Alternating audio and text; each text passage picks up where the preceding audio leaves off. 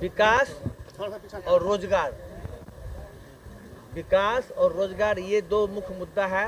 कोसी पिछड़ा इलाका है, मधेपुरा सहरसा जो इस लोकसभा का अंग है, और इस इलाके का जो अपेक्षित विकास होना चाहिए वो अभी तक नहीं हो पाया है। स्वास्थ्य, शिक्षा, रोजगार, हर मोर्चे पे सड़क ये क्या कहते हैं बदहाल स्थिति में है। जो वर्तमान सांसद हैं वो जनता की आकांक्षा के अनुरूप नहीं काम कर पाए हैं। उनकी उपस्थिति भी नगण्य रही है। जितना उनको रहना चाहिए उतना वो नहीं समय दे सके हैं। लोगों में बदलाव की बयार बढ़ रही है। माननीय तेजस्वी प्रसाद यादव जी जो 13 करोड़ जनता के महानायक के रूप में उभरे हैं, उनका 17 साल बनाम 17 महीने का जो उपलब्धि है वो जनता के बीच सर चढ़ के बोल रहा है। और यहाँ जो 17 महीने में 5 लाख नौकरी हम लोगों ने दिया, 17 महीने में 5 लाख नौकरी हम लोगों ने देने का काम किया, वो नज़ीर है।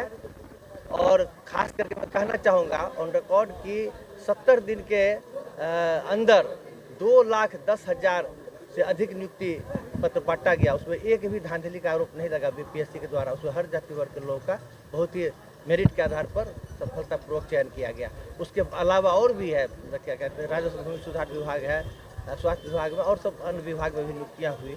तो ये जो है हम लोग का वादा था कि आदरणीय तेजस्वी प्रसाद यादव जी का कि हमारी सरकार बनेगी, महागठबंधन की सरकार बनेगी तो हम 10 लाख नौकरी पहली बैठक, कैबिनेट की पहली बैठक में प्रथम हस्ताक्षर से देंगे।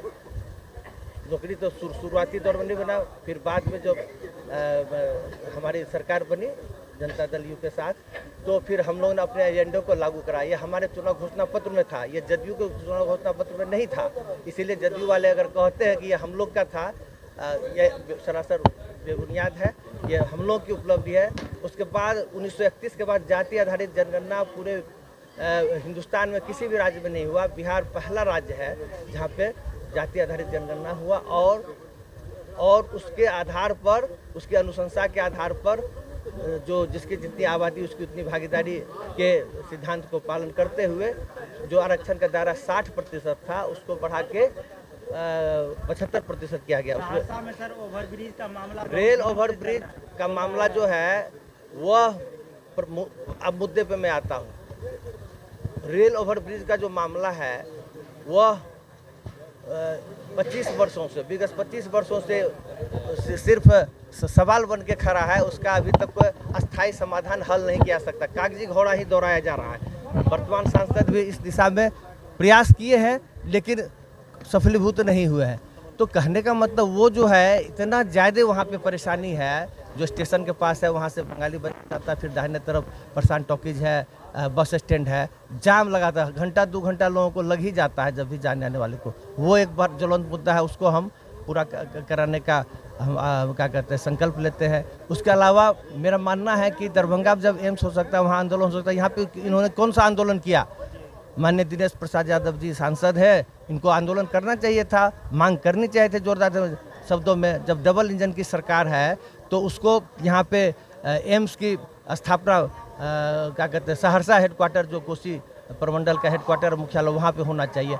उसके बाद यहाँ जो मधेपुरा में मेडिकल कॉलेज है, Jannayak Karpoori Thakur medical college, government medical college, infrastructure काफ़ी बढ़िया है लेकिन आधारभूत संरचना से ही नहीं होता है। उसके अंदर विशेषज्ञ डॉक्टरों की कमी है, उसके अंदर पैरामेडिकल स्टाफ की कमी है। वहाँ पे मेरे पिता स्वनामधन डॉक्टर रवि सांसद और विधायक कुलपति रहे, वो वहाँ पे कोरोना ग्रसित होकर गए थे। मैंने हॉस्पिटलाइज कराया था, वहाँ पे आईसीयू में थे, लेकिन वहाँ पे वेंटिलेटर है लेकिन वेंटिलेटर चलाने वाला नहीं है। वेंटिलेटर चलाने वाला नहीं है। मोबाइल किसी का बज रहा, वेंटिलेटर चलाने वाला नहीं है तो ऐसा ऑपरेटर ही नहीं है। तो बोले यहाँ पे कि यहाँ से पटना शिफ्ट कराइए, लेकिन वहाँ ले जाने के बाद भी वो लोग नहीं बच सके। एक वीआईपी जो अत्यंत महत्वपूर्ण व्यक्ति है उसके लिए जिला प्रशासन और राज्य सरकार ने भी प्रबंध किया, उसके लिए हम आभारी हैं, लेकिन उनका भी जान नहीं